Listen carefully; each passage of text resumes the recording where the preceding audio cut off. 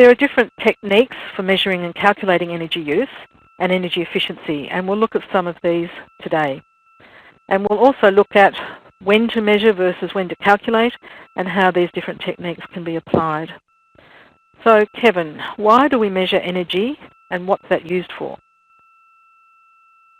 Well, some ideas are so simple and just so cheap that we can just use trial and error and see if we get the benefit we think will happen.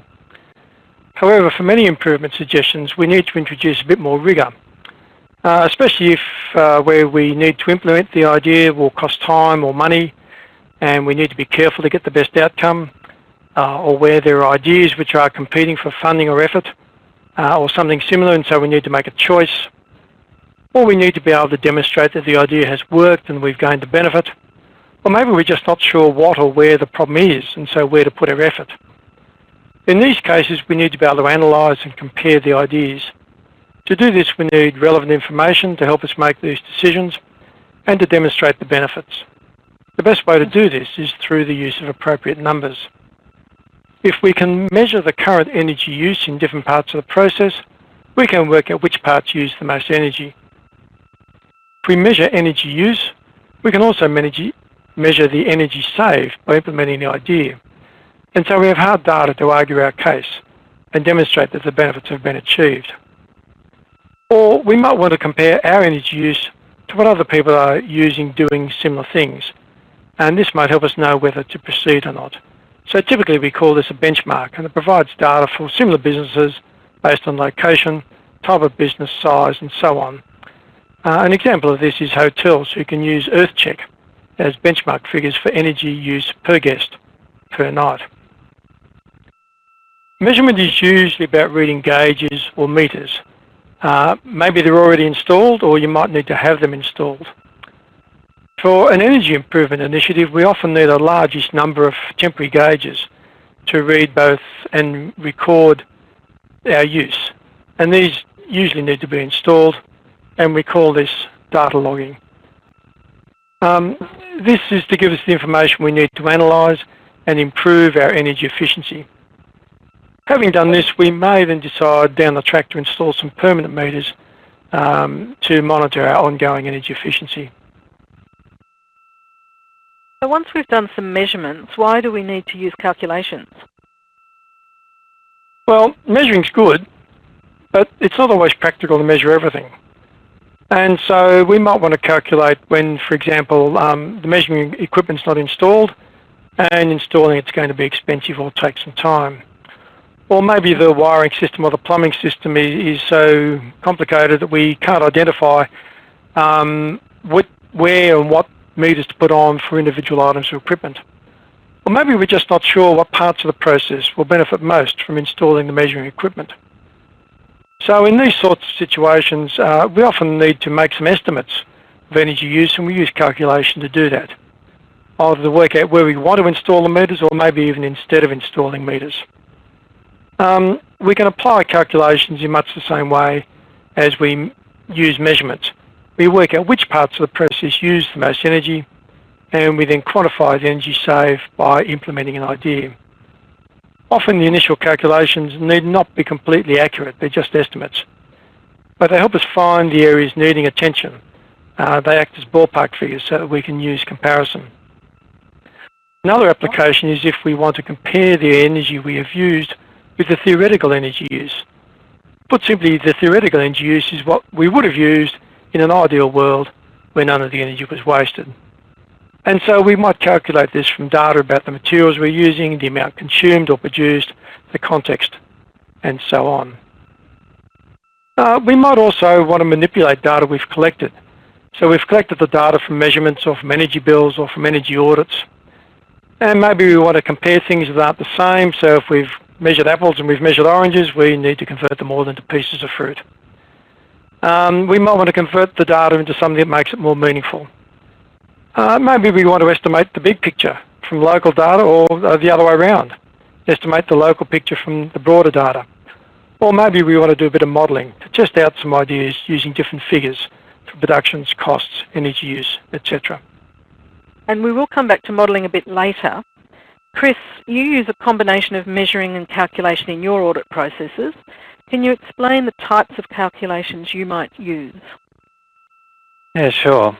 Just by way of introduction, I guess, if you just look at a power bill, and you might use, for example, 150,000 kilowatt hours, what does this actually mean? Well, by itself, it doesn't mean much. It's just amount of consumption.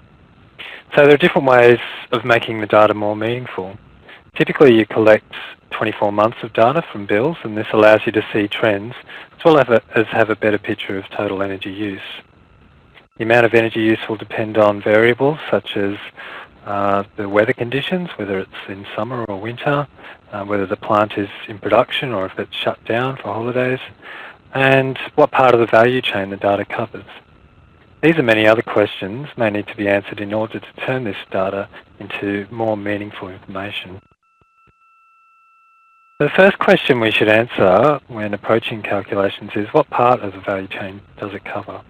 If it covers the whole value chain at a site, we might do some calculation to make sense of it. If it covers the manufacturing plant, then it might be useful to divide this amount by the volume of material produced over this period. We would measure volume of production in terms of number of units, litres, tonnes or metres. This is usually obvious from day-to-day operations. This then gives us a kilowatt hours per unit of production intensity figure. We can now compare this ratio over time. If the energy use is only for the production process, then this ratio should be fairly steady. If it goes up and down with the weather, then it shows you have heating and cooling costs included and so on.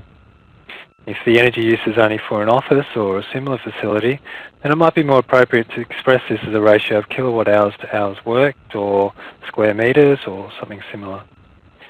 Typically, if we can express the energy use as a ratio of some measure of work effort, then it will be more useful.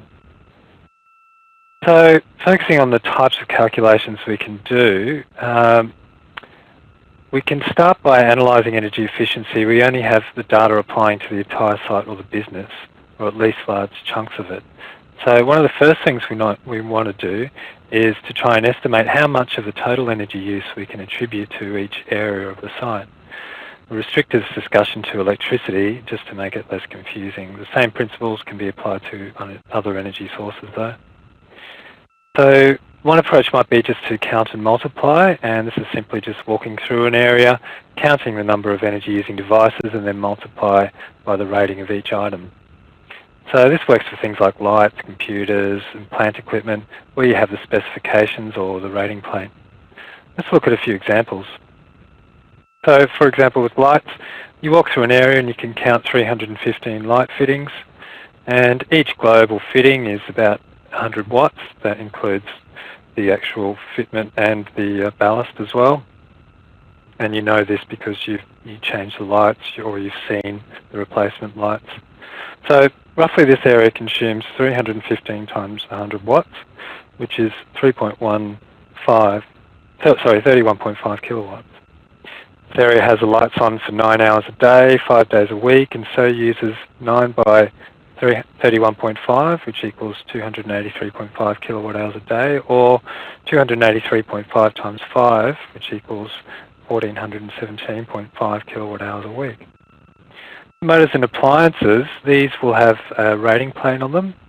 They're not always obvious or easy to find, but if you can't find them, then you can usually look up the model specifications on the manufacturer's website or contact them directly to find out.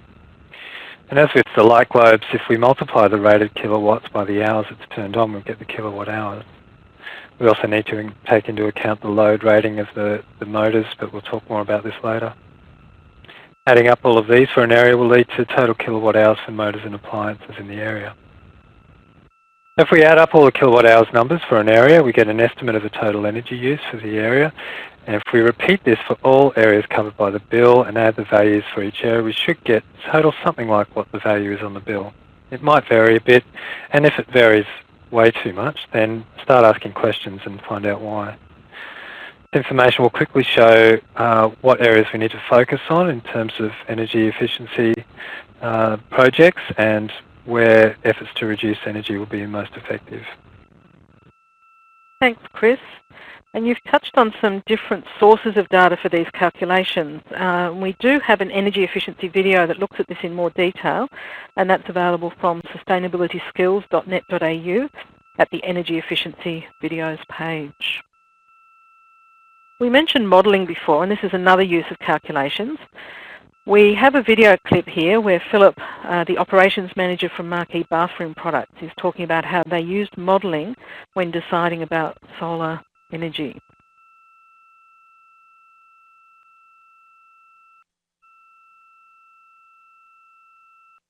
We looked at the way our energy usage was charged, which was a combination of usage plus peak demand charges, which obviously are an ever-increasing cost. We looked at the projected energy price increases for the next few years and projected that out over the next 20. And we looked at our own estimates of what increases in machinery or equipment or usage we would have as we grew over the next 20 years, and then put those figures together in a spreadsheet, basically projected what we could save based on the different size systems we could install, and came to a conclusion that a 70 kilowatt system would be able to reduce our power usage by about half, pay itself off within 4 years, and that was before we received any feed-in tariff, and then any excess power we generated we'd be able to receive a feed-in rate from the retailer and send it back to the grid.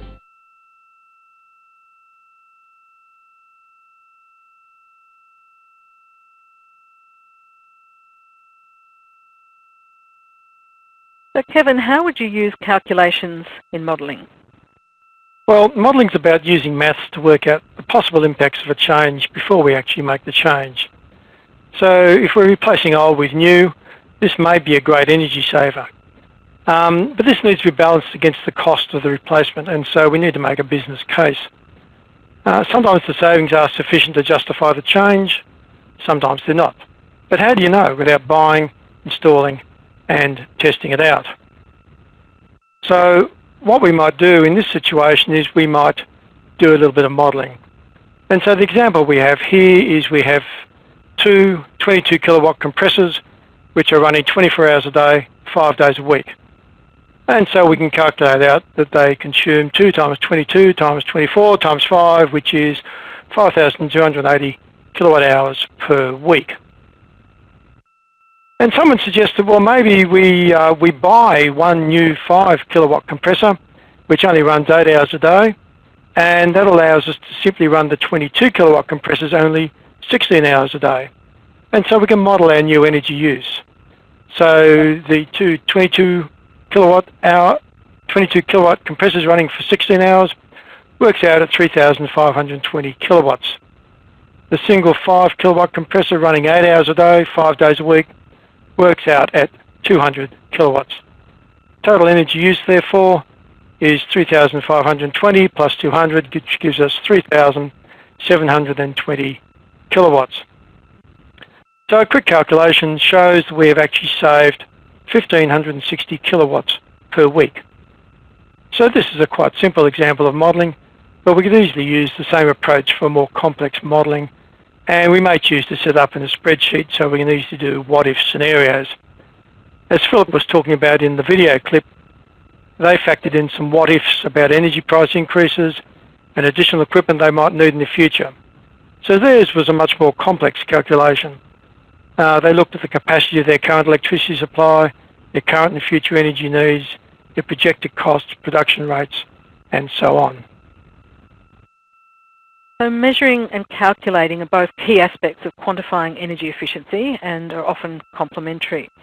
While measurements can be very accurate, they're not always possible or necessary, and calculating an approximate figure is often sufficient for comparisons and identifying problem areas for further investigation. And using calculations to model different scenarios is useful to predict the energy savings and costs of achieving them.